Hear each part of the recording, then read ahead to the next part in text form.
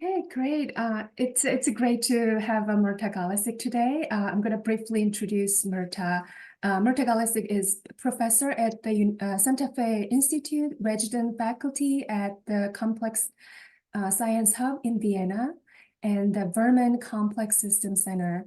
And she studies how simple cognitive mechanisms and interact with social and physical environments to produce seemingly complex social phenomena. Her projects focused on developing empirically grounded computational models of social judgments, social learning, collective problem solving, and belief dynamics. She is also interested in how people understand cope with uncertainty and complexity inherent in many everyday decisions. And thank you, Mirta, for joining us. It's always, every time I see Mirta, she's on to something new and something cutting edge, and she's a truly intellectual leader in our field. And thank you so much for accepting our invitation. Please take the floor. Thank you so much for this very generous introduction. It's always great to see you, and I love to be here and present this work on collective adaptation that we have developed in one of the workshops a few years ago with a large group of people that I want to acknowledge here from many different disciplines. Gradually it developed in a framework for perhaps a new approach to collective intelligence, which we call collective adaptation. So we are all members of different collectives in our lives in which we come together to solve different problems. And while other species, of course, as well, organize themselves in collectives, we humans seem to be particularly successful in organizing ourselves in collectives of different structures, sizes, communication channels, decision-making strategies, depending on the problems we are facing. For example, in our families, we sometimes make decisions budget decisions might be made by parents, decisions about next vacation might be made by the whole family. In our organizations, we change the way we are structured in teams throughout the day and over longer time periods. On larger social scales, we organize ourselves in different social movements and organizations, and political systems also change depending on the problems countries are facing. But we all know also situations when we get stuck in these collectives, and not only in TV series, but also in our daily lives, in our own families and our own organizations. And we see it now on the societal level, that sometimes we just as collectives seem stuck and can't find a way to solve problems that have seemingly obvious solutions. For example, organizing ourselves to reduce our climate things that contribute to climate change, to reduce violent extremism, and so on. And the question is, the burning question of our time is, why is collective adaptation to some problems so difficult? And while we know a lot already about groups and human psychology and human sociality, it seems that we collectively as social scientists still cannot answer these questions satisfactorily. And so this framework does not provide answers to that yet, but we think it's a first step towards integrating knowledge from different disciplines and starting to develop quantitative frameworks to start really answering these burning questions of our time.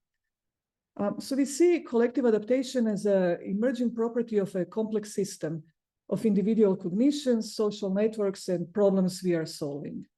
On the level of individual cognitions, we have different rules that we use to integrate information from our social environments and make decisions together, such as follow majority or follow leader, and so on. And then we have different beliefs about problems that we need to solve, economic development or climate change or violent conflict and so on. These individual cognitions then interact in social network structures where everybody has their own beliefs about what are the important problems are and how to integrate information from social environments and solve problems as a group. And it also interacts with problems we are facing. For example, as a society, we might be facing the problem of economic development, but also climate change and violence. over time, this system changes. And as new problems emerge, as for example, climate change and conflict become more important, we might change the way we make decisions. For example, if we believe that violent conflict is now the most important problem, then people might start following the leader, the social networks might organize themselves in more hierarchical structures and so on. And the question is, how do we humans know how to adapt our network structures and our cognitions to the emerging problems, and how our past solutions, the ways we adapted to the past problems, might facilitate or harm the way we adapt to new problems. This kind of approach goes beyond collective intelligence, or many approaches currently in collective intelligence, because including in my own work, of course, the question is typically what cognitive strategies and social structures are best to solve a particular well-defined task or a series of well-defined tasks. For example, I have been investigating, and many others, how different strategies for decision-making interact with network structures and various well-defined tasks to, and what is kind of the optimal group structure for different kinds of tasks. However, here we want to go beyond this and ask what trajectories can collectives take while navigating multiple and ever-changing problems. We rarely face just one problem at a time. We face several different problems at the minimum at any given point, and they change over time.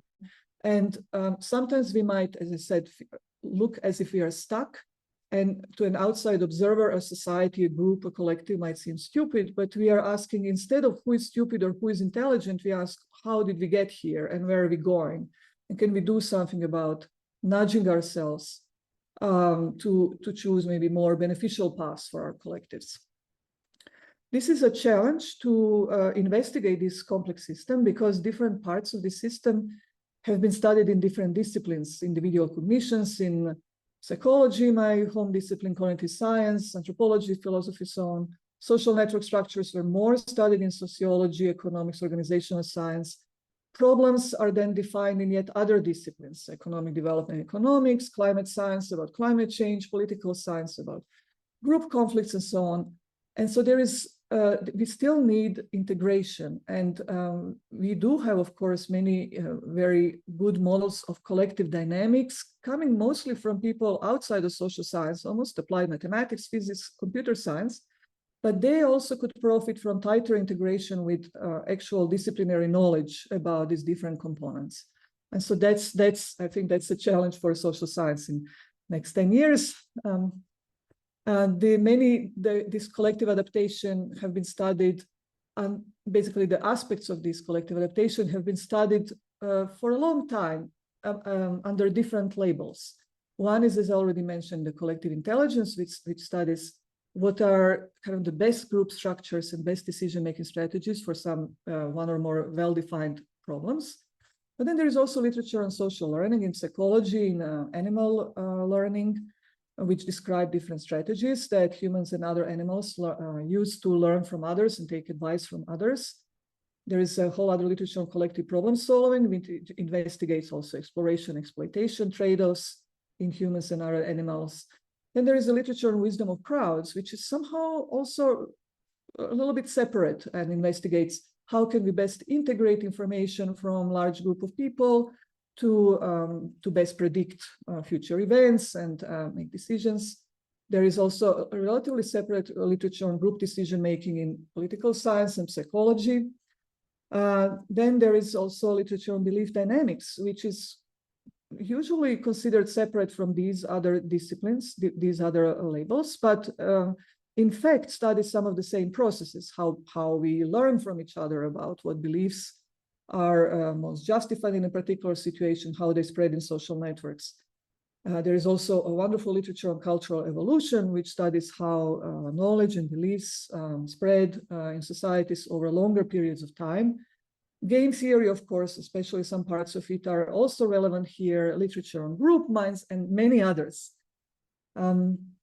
So how can we perhaps organize this? The paper that I referenced at the beginning in Royal Society Interface tries to make a sweep or reference some of the most important literature on various building blocks of collective adaptation from these different disciplines. And I'll just go quickly over it and encourage you to look in the paper for more details. So as I mentioned, there are these, we kind of see collective adaptation as emerging property of these three building blocks, but I should say they are less like Lego blocks and more like lava lamp blobs, which constantly interact with each other. When it comes to social cognitions, how to even start summarizing the rich knowledge about social cognitions that are relevant in the collective adaptation context, there are many strategies that we use to interact with each other's. So for example, strategies to integrate social information that I will focus on here, strategies for coordination and cooperation, such as tit for tat and such strategies, exploration and exploitation, network building and revision for innovation, and so on. As I said, I think we focus on integration of social information because that's some kind of interface between us and our social environments. The way we integrate information from social environments will then determine how we use any other strategies for social interactions. And we are all members of different collectives, as I said, and we have views on different parts of the system. And the way we then understand what is around us and what everybody else thinks and how to make decisions have been studied under different labels. I mentioned already some of them, or social learning strategies, belief updating strategies, group decision-making rules, but also voting procedures and aggregation procedures. And then we looked at them, and it seems to us that there is actually three basic classes for these strategies for integrating social information. One are frequency-dependent strategies, such as all of these that depend on the number or the percentage of others in our social environments that share a certain opinion, from majority, plurality, minority rules, complex contagion, and so on. And they have been studied in many disciplines. The second class are different averaging strategies, where we average with or without weights, opinions of others. This has been used in advice taking, in literature on blending inheritance, in cultural evolution. Voter model is averaging strategy in the long run, various contagion rules, and so on. And then finally, model-based strategies, which, if you wish, are extreme of averaging strategies where the weight is only on one or a few people, where we follow people that have particular properties, that are leaders, that are experts, that are most similar to us, that are most confident, were best in a previous round of tasks, and so on. And these different strategies have different statistical properties. They will lead to different decisions in the same group of people. So if you have this group where most people have opinion 1, but one and very prominent individual has opinion 3, and some others, then if you use frequency-dependent strategy, the group decision will be 1. If you use averaging strategy with a weight on a central person, there will be the decision might be 2, and if everybody's following the leader, decision might be 3.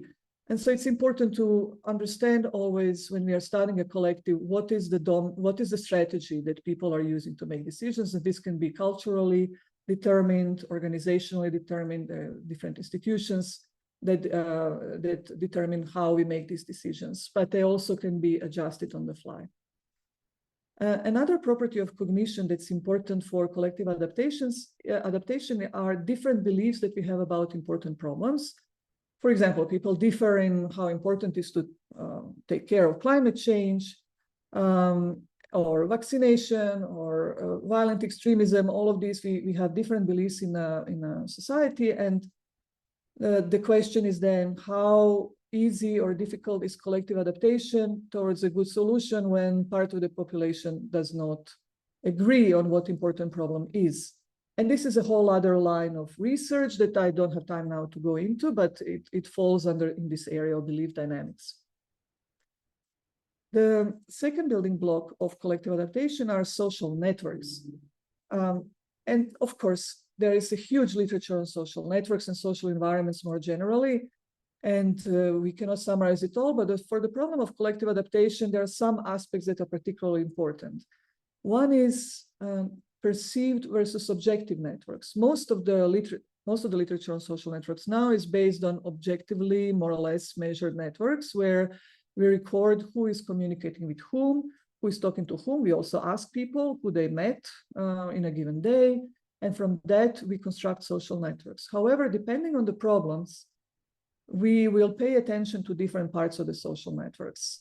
Depending on the problem we solve, we might disregard people who are currently in the room and just think of some other friends, relatives that are important for a particular problem. And these perceived networks have been studied less, although there is now some interesting work emerging. And we think that this is an important area for future research to understand collective adaptation. Then, of course, there's this whole issue of size and connectivity of networks, because they obviously affect collective adaptation, the issue of homophily, the centrality of different nodes, whether the links are directed and undirected, and so on. When it comes to homophily, for example, it has been shown that different biases, apparent biases in human social cognition, such as false consensus and false uniqueness, can be explained by just simply social network structure. So it's really important to connect what we know about social network with literature, how cognition works. And then when we think of social environments, of course, there are many other aspects, languages, communication channels, institutions that dictate who can even talk to whom, who is included in different decisions. And that's also an interesting aspect of collective adaptation, that it's all part of a larger research program that needs many people to study. And finally, final building blocks are problem landscapes. And this, just briefly, the main point of this little slide is to highlight that it's important to understand what problem people are solving and what is the statistical structure of the problem people are solving, because different network structures and different cognitive rules will have different effects depending on the problem. This is often overlooked because, me included, we often pick our favorite task and then we study it to exhaustion, but the same cognitive structures and network structures might perform differently on a problem that's structured differently. So, for example, a problem may be categorical, left or right, or maybe continuous, such as the weight of the ox. The task landscapes can be more or less simple or complex. The problems might be one-shot or repeated, and so on.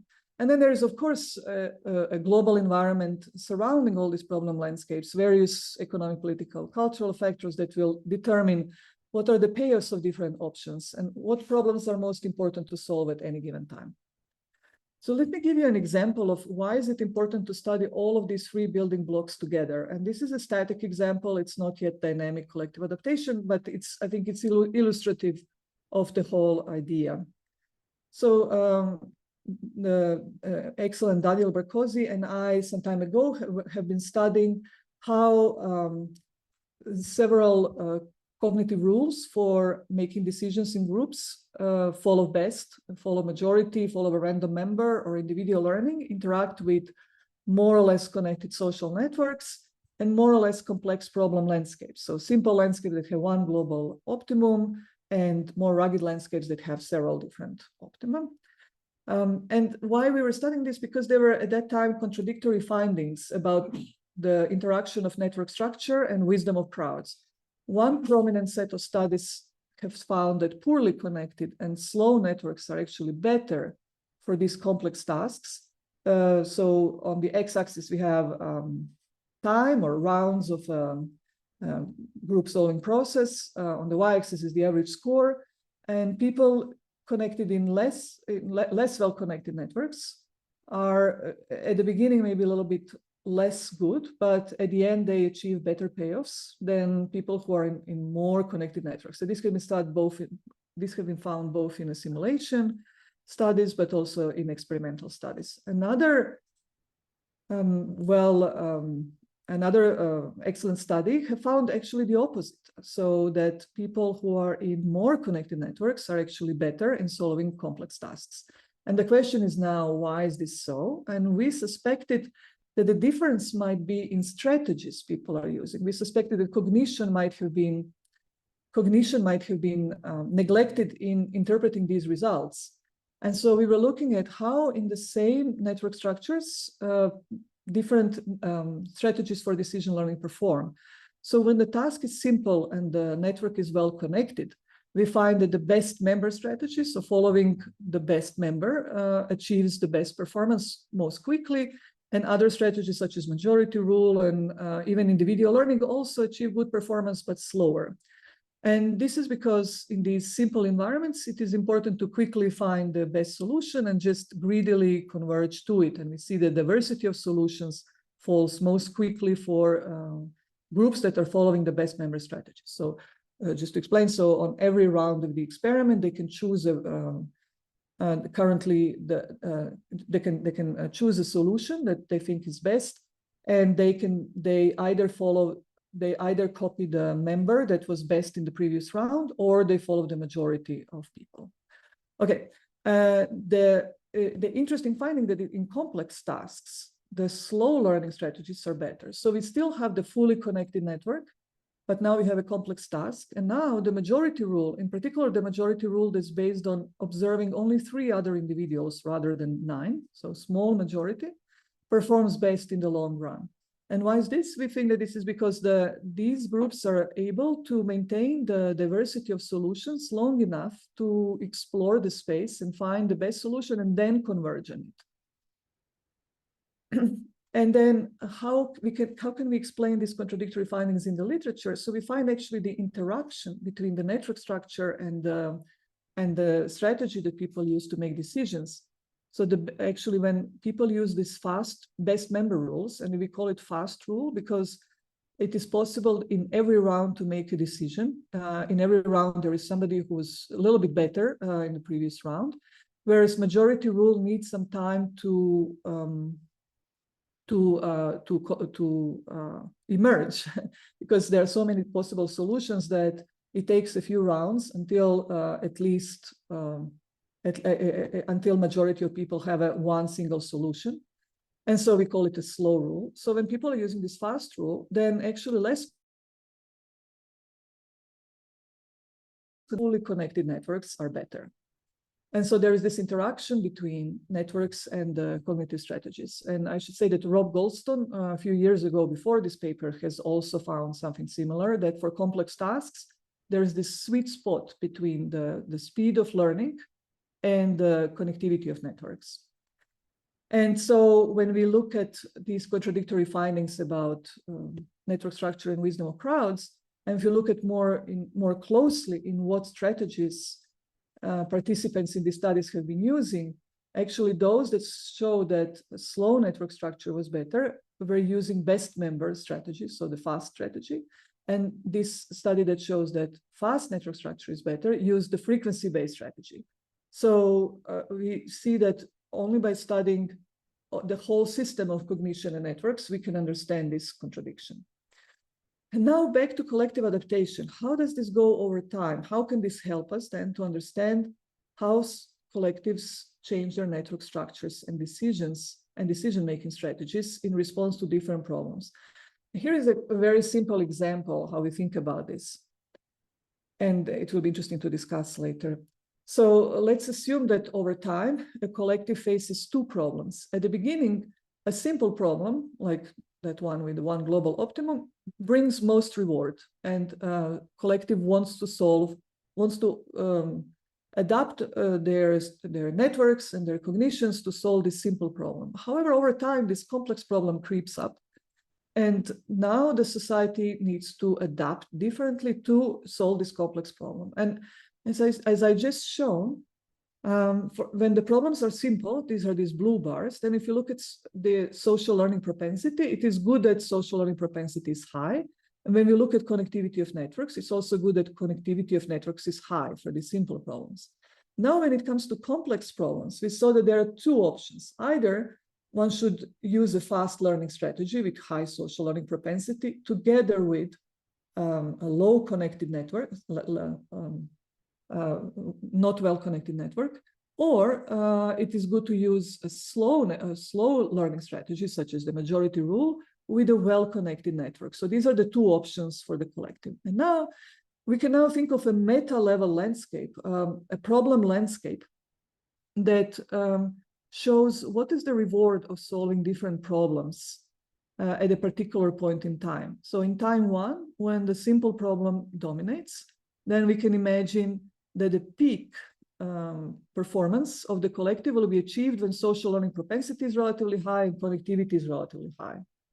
At this time, when in the time 10, when complex problem is more important, then the society can basically choose whether to orient towards higher social learning propensity and lower connectivity of networks, or towards a lower social learning propensity and higher connectivity. So the society might split, or they might develop both strategies or choose one. And so now, if we pose it as this landscape problem, now we can think of different ways in which we can model this adaptation on these collective landscapes, on these meta-collective landscapes. And so with this view of adaptation on these landscapes, we can now think a little bit more how this collective adaptation emerges. So let's say that there are 3 possible cognitive strategies a collective can choose, and that there are 3 possible network structures a collective can choose, and that at time 1, and that there are maybe 3 problems that the collective can face. Of course, there are always numerous problems at the same time, but let's say that at time 1, the problem of outgroup conflict is the most important one. And let's say that for that outgroup conflict, network structure 2 and cognitive strategy 2 are best, maybe following the leader and being organized hierarchically. Now, at time 2, let's say that, okay, we defeated the other group, and now we need to develop economically and develop science and technology and so on. So now some other cognitive strategy might be better, and then another network structure, maybe more explorative strategy, more loosely connected networks, more independence.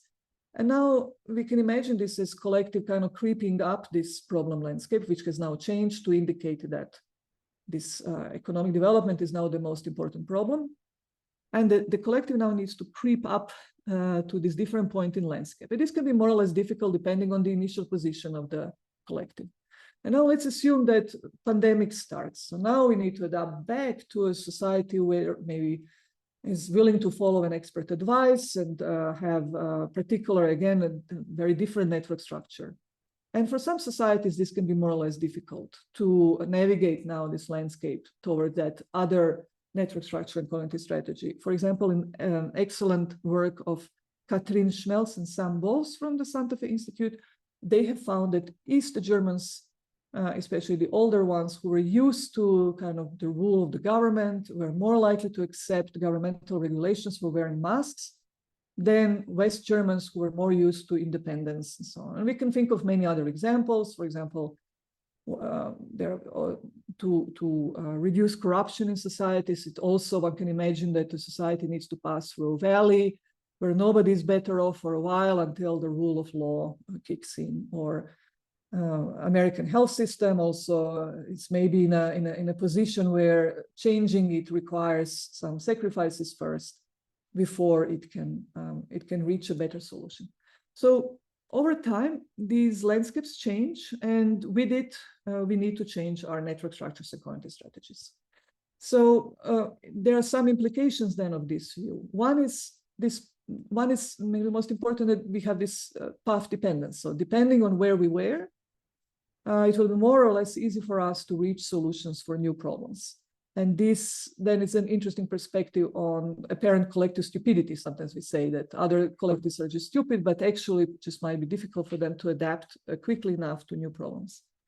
Then there is not one collective intelligence. There are different ways in which collectives can organize to solve problems. This also chimes in with a recent view on individual collective intelligence, where it is not just one G factor of collective of individual intelligence, but the same performance can be achieved by different constellations of cognitive abilities. In the same way, maybe the same performance of different collectives can be achieved by different constellations of network structures and cognitive and decision-making strategies, depending on the particular circumstances of the collective. Okay. The other is that just this recognition that we are not usually solving just one problem, but we are trying to solve several problems at the same time. And that sometimes we might appear to be not good in anything, but we are just trying to maybe, for example, the gun control in the US is a difficult problem. It seems to have an obvious solution, but there are many other moral, political, traditional, freedom values and so on, factors that are preventing the society to solve just one problem, but they are trying to satisfy so many different problems. And then we can also think of the issue of collective myopia. Sometimes for a collective, it might be really difficult to imagine that things can be different, because they might be so far in these collective landscapes that it's difficult to understand what would be the pathway even to a more satisfactory solution. And then just a fun fact, how I justify my desire to watch various Netflix series about imaginary worlds. And that's that maybe one reason for our thirst for enjoying stories about imaginary collectives and past collectives is because we are in a way exploring what might happen if the environment changes and how collective can adapt. And this actually might be helpful if the environment really changes in a way that was portrayed in these stories. So this collective exploration in our minds seems to be something that might be important and interesting to investigate as one facilitators of collective adaptation once the environment changes.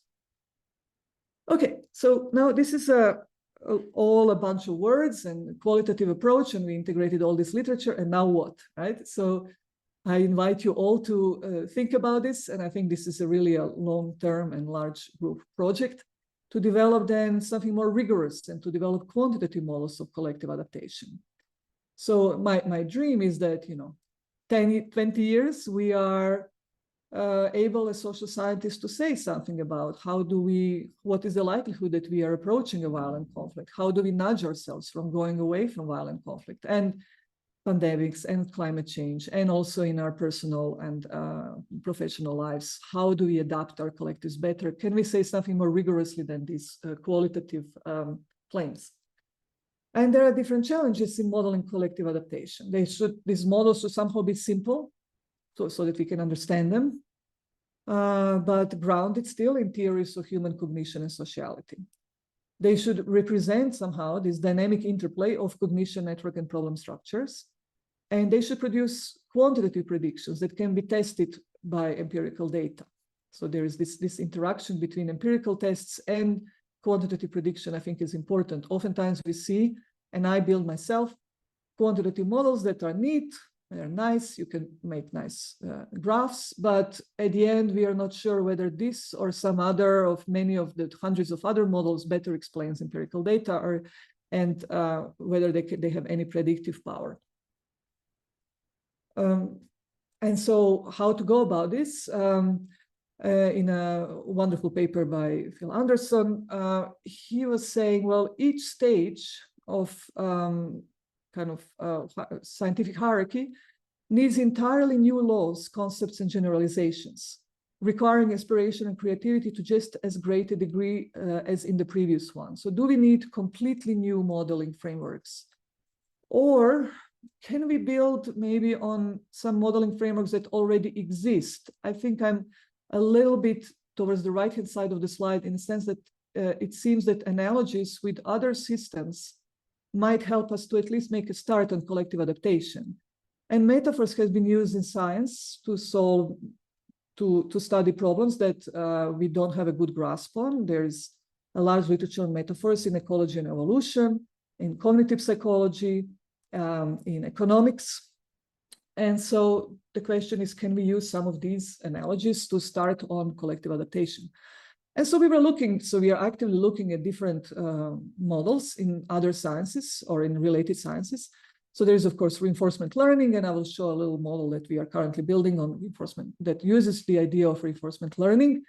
There is a nice literature on fast and frugal heuristics that people use to solve problems in cognitive science.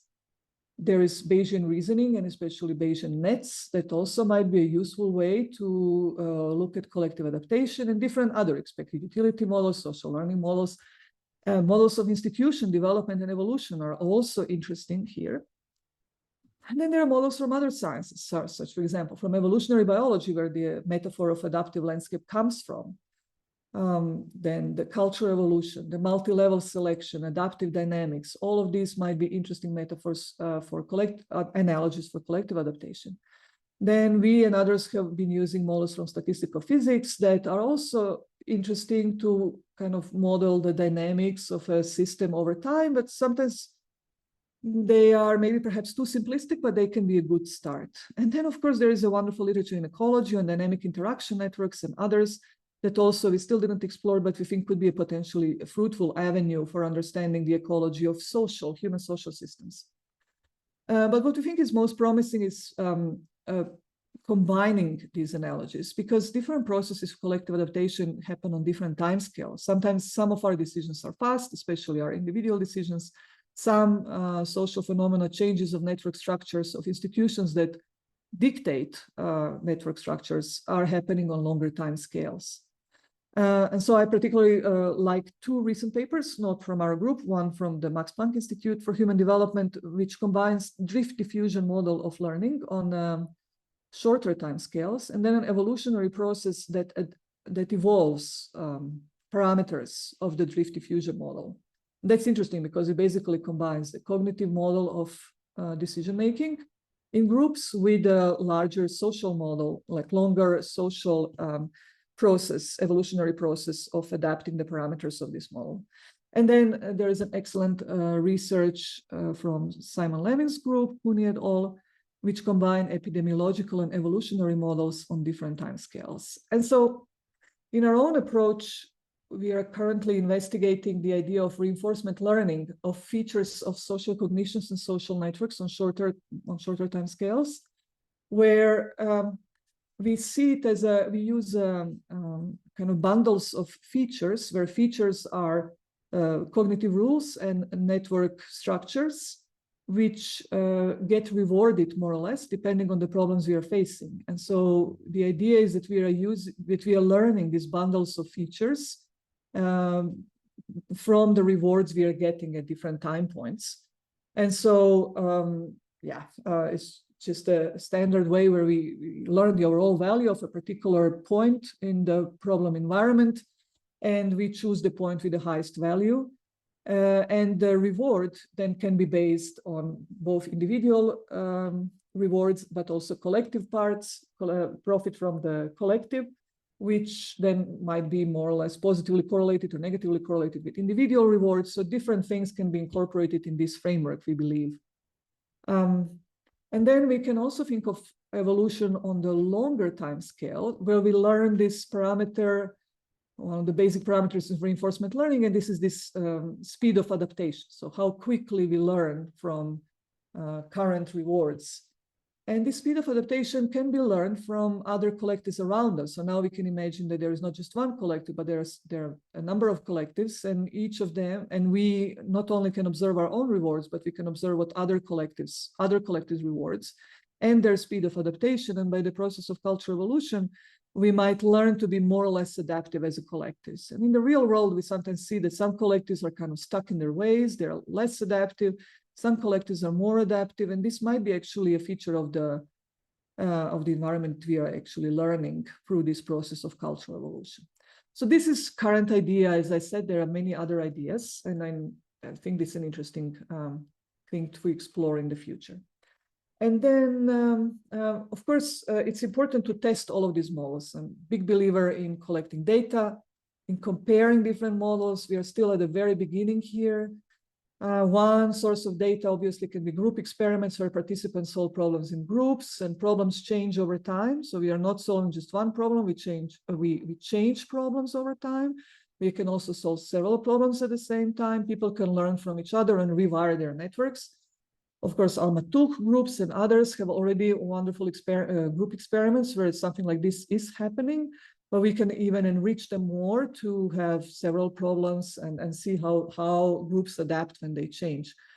So we also had group experiments of that sort, where we were basically asking people to solve different problems in NK environments. They need to choose a combination of these geometric figures. They can observe their own payoffs, the other people's payoffs, and then learn over time. And so that could be one such interface that enables us to see how people actually navigate this landscape. Then, of course, there are many other data sources, such as survey data, large textual corpora, where you can see how people adapt their beliefs over time and how they integrate information from the environments. So the vision of this, so this is my last slide, basically the vision of this whole approach is to identify the fundamental cognitive and social mechanisms underlying collective adaptation and develop rigorous modeling and empirical paradigms for studying it. And the hope is then we can finally start understanding these problems that keep us awake at night, right? How do collectives change their strategies and structures to adapt? How do radically different beliefs about what problems are important affect collective adaptation? And why is it sometimes so hard for collectives to reach seemingly obvious solutions? Can we anticipate new problems that might emerge because of the way we adapted to past problems? And can we reduce less desirable consequences of our collective adaptation to emerging problems?